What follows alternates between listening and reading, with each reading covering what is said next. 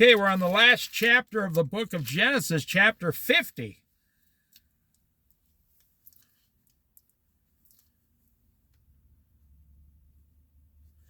But I'm going to back up the death of Jacob. I forgot to cover that in the last chapter, or in the last video. So chapter 49, verse 29. When he, Jacob, gave them these instructions, I'm about to be gathered to my people. He's about to die, but he's not saying I'm about to die, because when you die as a believer following God, you, through Jesus Christ after the cross, that's what's changed. You have to go through Jesus Christ. You cannot go to God directly. You are gathered up into heaven with Jesus the Lord, whom you served your whole life, to rest. And Jacob went up there and rested, and then Jesus Christ came in the New Testament, and everything's changed since then. But God never changes. I am about to be gathered to my people. Bury me with my fathers in the cave in the field of Ephron the Hittite, the cave in the field of Machpelah near Mamre in Canaan, which Abraham bought along with the field as a burial place from Ephron the Hittite. There Abraham and his wife Sarah were buried. There Isaac and his wife Rebekah were buried. And there I buried Leah. The field and the cave in it were brought from the Hittites. When Jacob had finished giving instructions to his sons, he drew his feet up into the bed, breathed his last, and was gathered to his people. Just like that. Now, he's 147 years old, I think they said.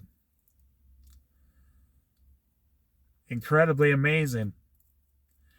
You should hope to have such a good death. But I believe most of the Christians alive today are going to be raptured in the next few years, 10 to 15 years. Okay, now we hit Genesis chapter 50. Joseph threw himself on his father and wept over him and kissed him. That's how I felt about the person who raised me, my dad, my father. But we call him dad. We only have one Father in heaven. Joseph was probably thinking of all the great things his father did for him and how he's going to miss him. Then Joseph directed the physicians in service to embalm his father Israel. So the physicians embalmed him, taking a full 40 days, for that was the time required for embalming.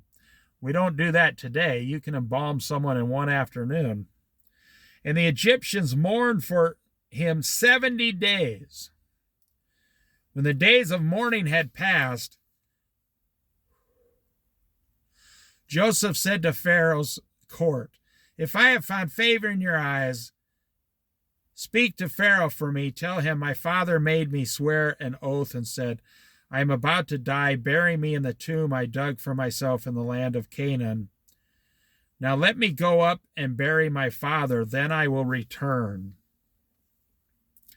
Pharaoh said, "Go up and bury your father as he made you swear to do." You know, even Joseph has someone in charge of him. Now, I only mention this because you don't like to go to work and you don't like your boss telling you what to do because you already know what to do.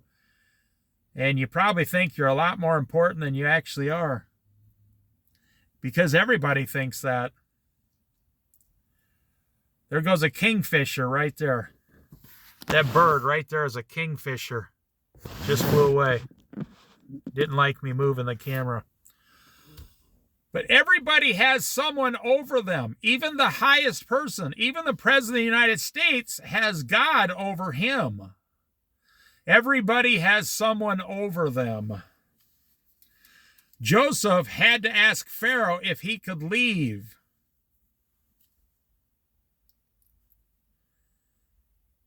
So Joseph went up to bury his father. All Pharaoh's officials accompanied him, the dignitaries of the court and all the dignitaries of Egypt. This was a really big thing for like 100 days. From the 70 days of mourning all the way to, oh my goodness.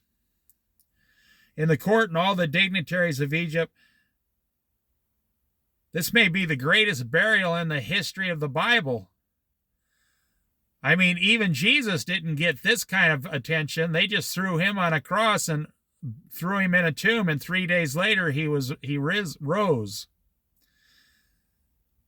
Beside all the members of Joseph's household and his brothers and those belonging to the father's household. I mean, they had several hundred people here in a caravan going back to the land to bury this one man, Jacob. Only their children and their flocks and their herds were left in Goshen. Chariots and horsemen also went up with him. It was a very large company. That's incredible.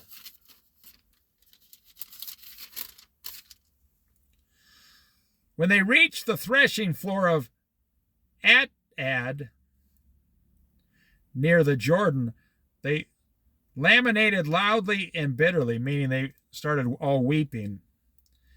And there Joseph observed a 7-day period of mourning for his father. When the Canaanites who lived there saw the mourning at the threshing floor of Atad, they said, the Egyptians are holding a solemn ceremony of mourning.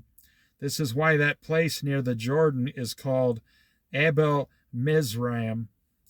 So Jacob's sons did as he had commanded them.